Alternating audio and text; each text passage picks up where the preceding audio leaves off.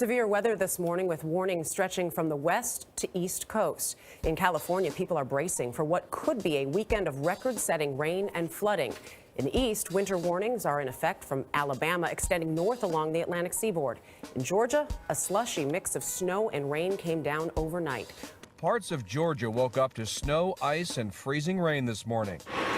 Spartanburg, South Carolina, transformed into a winter wonderland, with crews plowing the streets before sunrise. Several inches of snow fell overnight in Asheville, North Carolina, with more on the way today. If your car doesn't have four-wheel drive like mine, that's why I try to hurry up and get gas and get home and things like that. But yeah, if you're not used to it, you should definitely stay home. Wintry weather triggered a chain of crashes in Amarillo, Texas. Police responded to 60 mostly minor wrecks. The wintry mix made for a slow-motion demolition derby Friday on Nashville's roads, while sleet and frozen roadways slowed traffic in Jackson, Mississippi. But the slick conditions couldn't stop the cynics. Here in the South, I know that everybody's really nervous, and it's almost like an excuse to miss school or close down. Atlanta officials worked round the clock to thwart that kind of thinking, hoping to prevent scenes like these. Commuters were caught off guard by just 2 inches of snow in 2014. Thousands of drivers were stranded overnight in their cars along Atlanta's highways.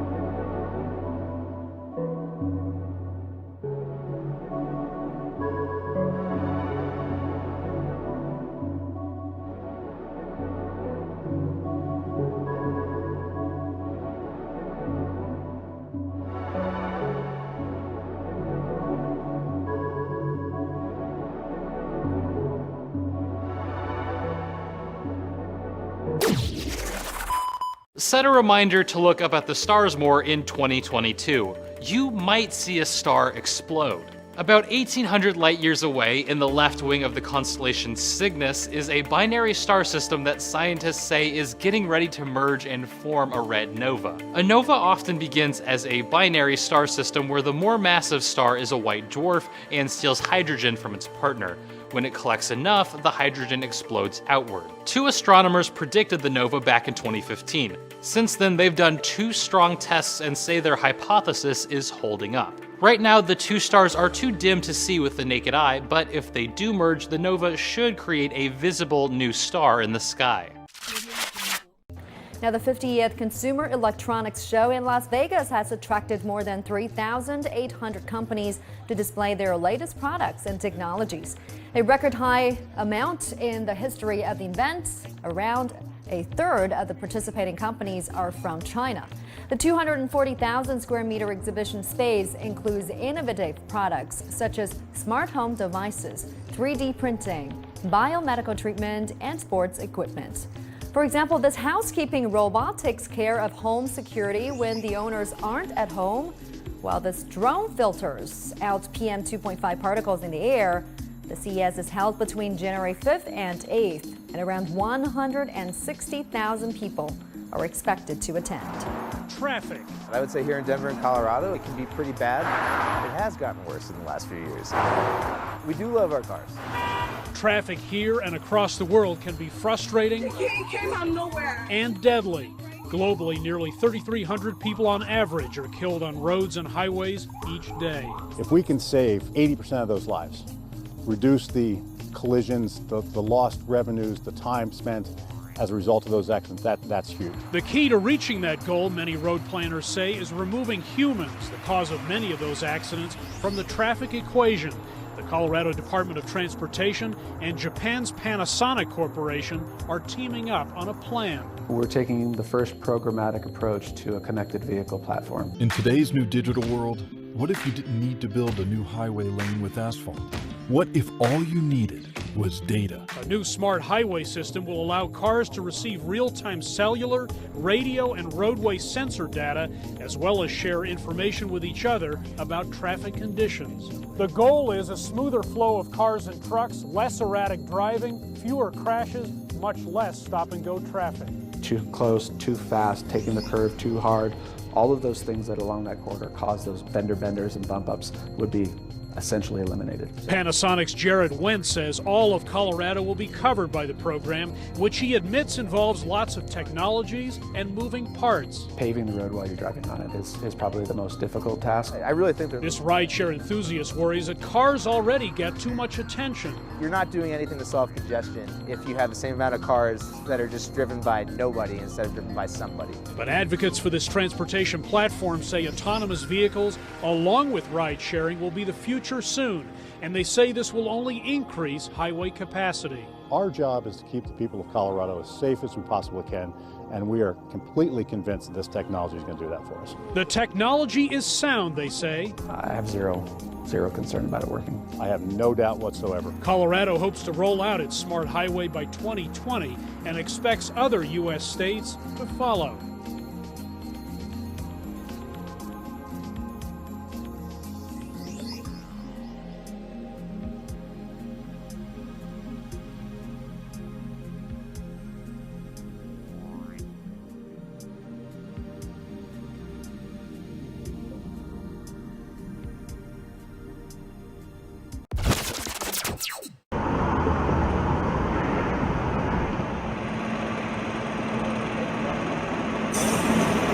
Four custom officers run around the corner, and it was really horrifying, like run, and like super traumatic, and a mass of people were behind them running. Wait.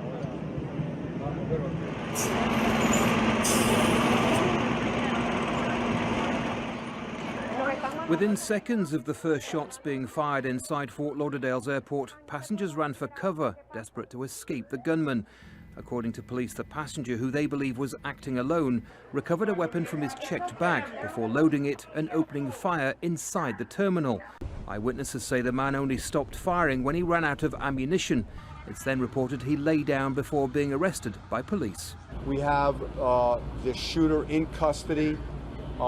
He's unharmed. No law enforcement fired any shots. The subject is being interviewed by a team of FBI agents and Broward Sheriff's Office homicide detectives. The gunman has been named as 26-year-old Esteban Santiago, a former member of the National Guard who was discharged 4 months ago. He'd served in Puerto Rico and Iraq before moving to Alaska to look for work. His brother has told media the suspect has mental health issues. Whoever is responsible will be held accountable to the full extent of the law. So let me repeat this. The state of Florida, the citizens of Florida, law enforcement in this state will not tolerate evil acts. Officials say it's too early to suggest any potential motive. Licensed gun owners in the US are legally allowed to travel with weapons. For now, Fort Lauderdale Airport remains closed as investigations continue. Buake, a normally bustling city of 500,000 people, now under the control of these armed men. They're soldiers of the Ivorian army staging a mutiny.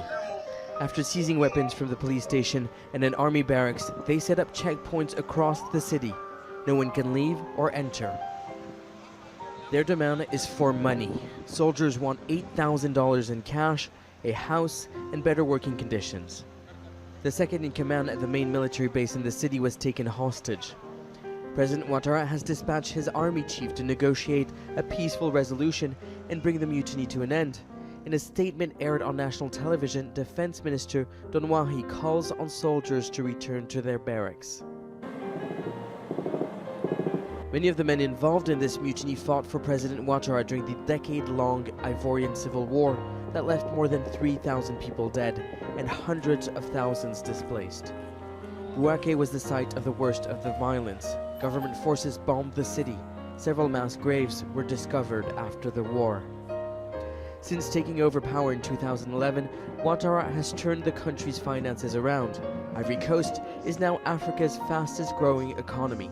Some, particularly politicians, have gotten rich, but few among low-ranking soldiers have seen that wealth. It is so important to create the sense that the reconstruction of the Ivory Coast is not just the economy, it is also politics, it's also the society, is a new way of governing by involving everyone into the discussion. A facility in Bouaké housing about 200 former soldiers who were initially brought into the army before later being demobilized was closed in November. They are some of the men taking part in the unrest. The mutiny has now spread to 2 other cities. We spoke to a resident in Bouaké who says that people there feel trapped as if taken hostage by soldiers seeking a ransom.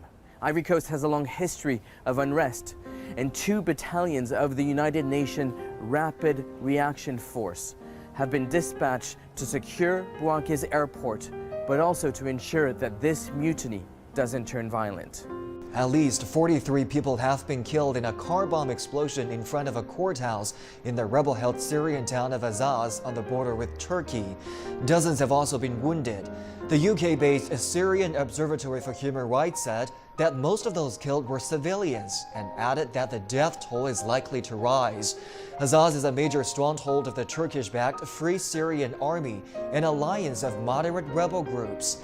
The blast comes as a fragile ceasefire is in place across much of Syria. So far, no group or individual has claimed responsibility for the explosion.